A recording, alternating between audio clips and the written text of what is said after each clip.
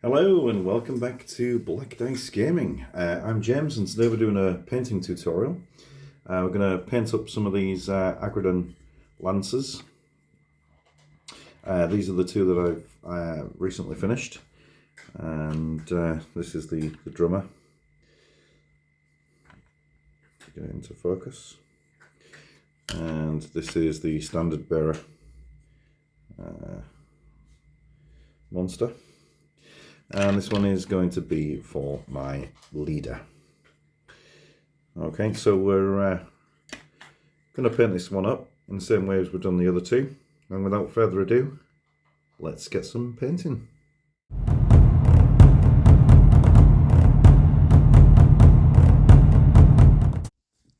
Okay, so let's crack on. And the first colour we're going to be using is Skeleton Horde. And we're going to be using this in all the soft parts of the skin. So the underbelly, the legs without the scales on, along the tail. I do the lower sort of neck area and underneath the jawline as well. And that's the first colour we're going to be using. Just slap it on, get it in all the nooks and crannies. I also do all the nails with this. You know, it's probably best to cover everything rather than leave something uncovered.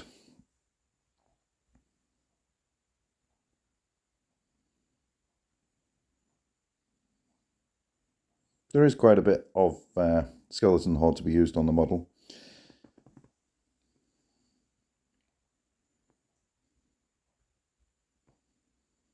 But the first three colours that we use probably cover about 90% of the whole thing anyway.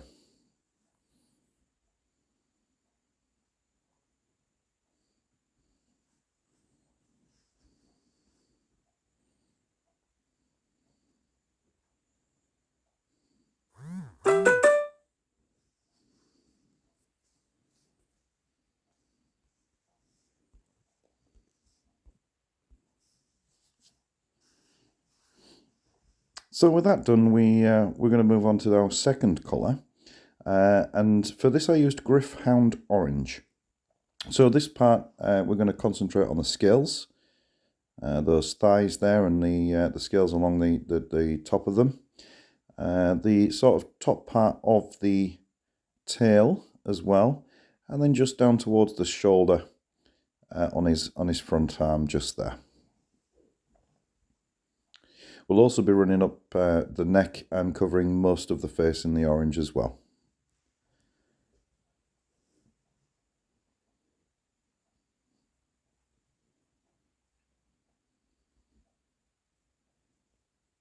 This orange does have quite good coverage, but just make sure that it is running into all the nooks and crannies and not pooling in places that you don't want it. Just keep the paint moving.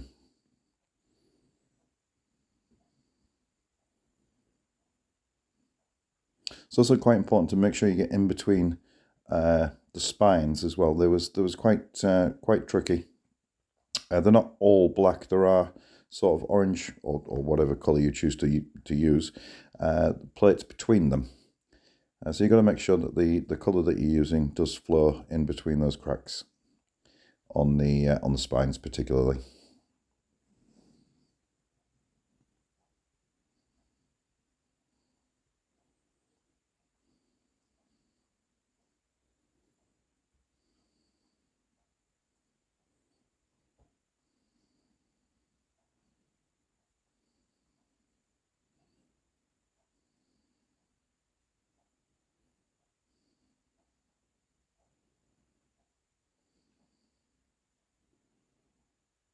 Just being very careful here not to get any of the orange inside the mouth, because we will be using quite a thin contrast paint, or a shade actually, I think it is, inside its mouth later on. So the third colour we're moving on to will be Black Templar, and we're just going to go across all the spines on the back of its body.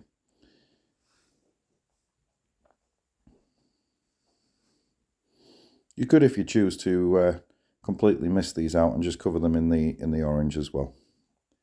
I just think it breaks everything up a little bit. Going from the light of the underneath to the mid-tone on its mid section, and then the darker tone on the highest points there.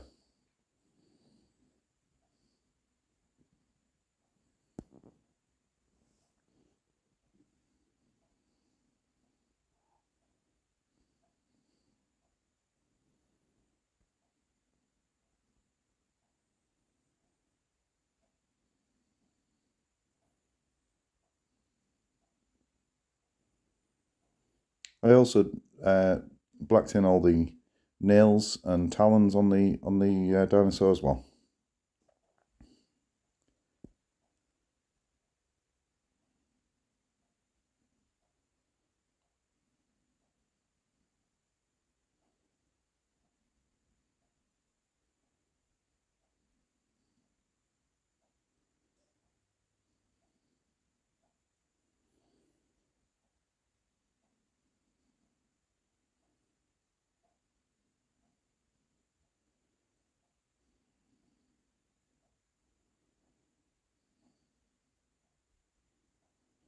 Moving on, we're now using Carrick stone, and we're just going to cover in the whole saddle.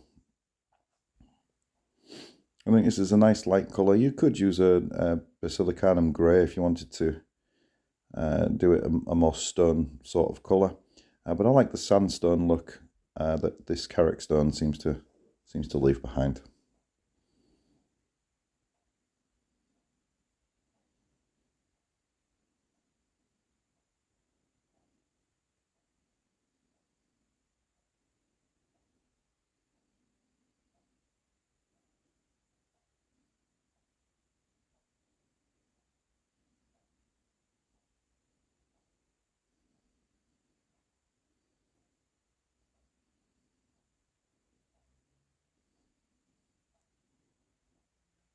And now we're moving on to the gold, and for that we used Retributor armour. It's pretty much my go-to gold. This was the most time-consuming part of the whole model. There's a fair amount of gold on it, but it's all in sort of intricate places, and just requires you to be a little bit careful not to paint areas that you've already done. This particular tail actually has the most sort of rings on it, so they take a bit of time. All of them have those 4 sections on the side of the saddle and the breastplate, and they usually have them on their ankles as well.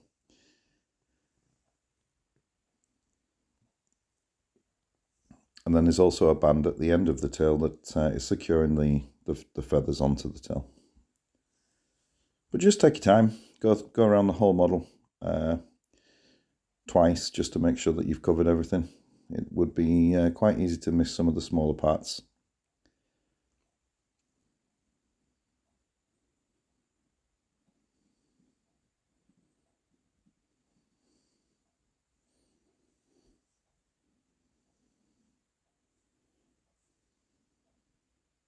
Luckily these on the tail are quite flat, so they're quite easy just to pick off one flat section at a time.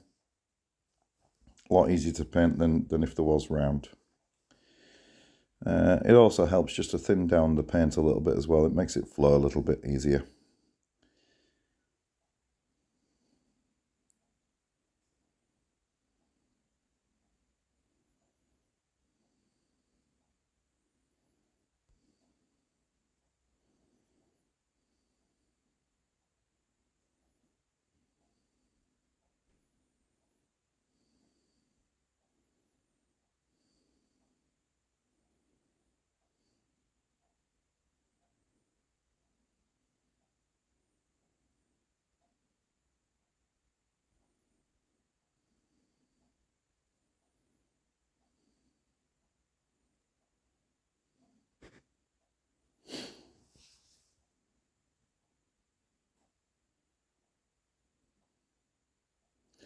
So with that done, we're going to move on to our wash stage now.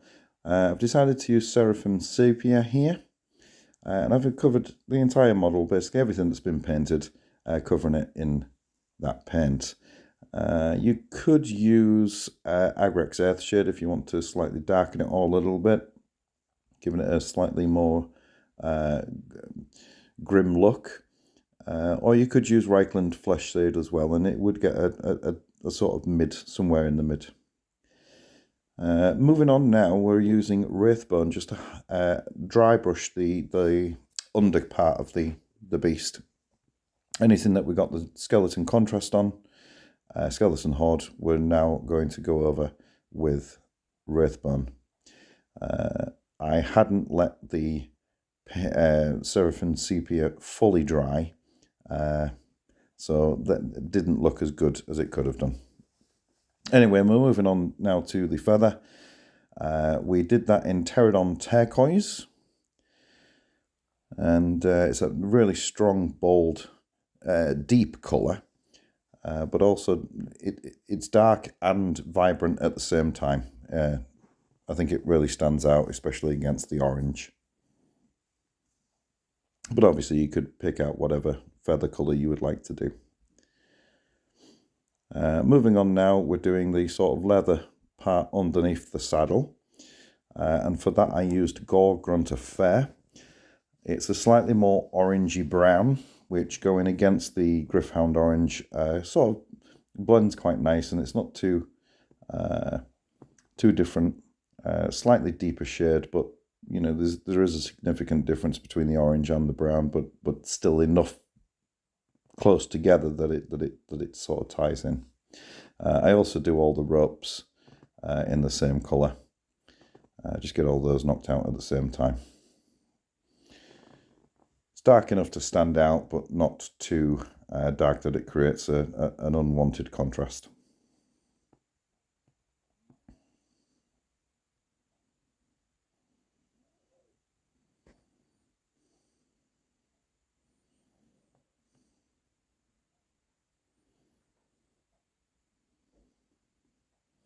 So now we're moving on to the mouth, and for that we're using Carabeg Crimson.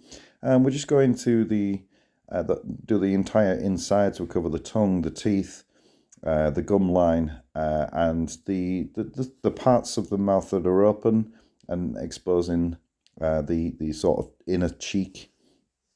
I'm going to get those covered in the Carabeg Crimson as well. So moving on now, we're using Wild Rider Red, and we're just going to give a little light dry brush to the orange, just to pick out the highlights really. And mainly concentrate on the face, because there's quite a lot of sharp corners on the face. You could go ahead and do, if you wanted to take a bit more time, you could go ahead and do a edge highlight on a lot of the scales on its face. There's plenty of opportunity to make that pop.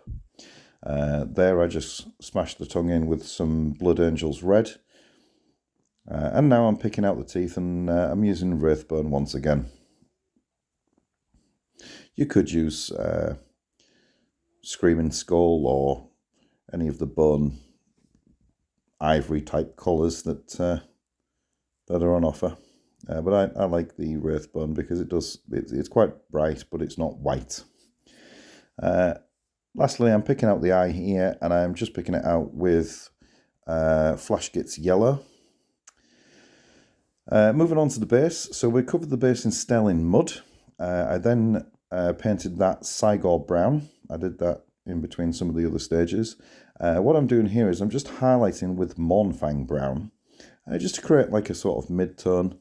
So you've got Cygor Brown as your dark, Mournfang Brown as the mid-tone, and then I'll move on to Screaming Skull for the highlight on the base.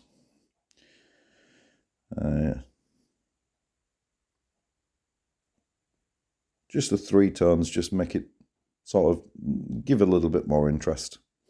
Then I'm painting the rim here in black, but obviously you paint it whatever colour you feel fit, or whatever matches the rest of your army. And that's pretty much done at this stage, and we'll have a look at what I do with the bases when we... Okay, and there we are. We've completed, this is one we did on camera. These are the two that we've done before. I've just put some barbed bracken on there, done some tufts as well, some grass and some flowers. The flowers are from TT Combat. But yep, there we go. So there's the drummer one. This is going to be the champion one, and this will be the standard bearer. And yeah, so please feel free to like and subscribe. And hopefully I shall catch you in the next one.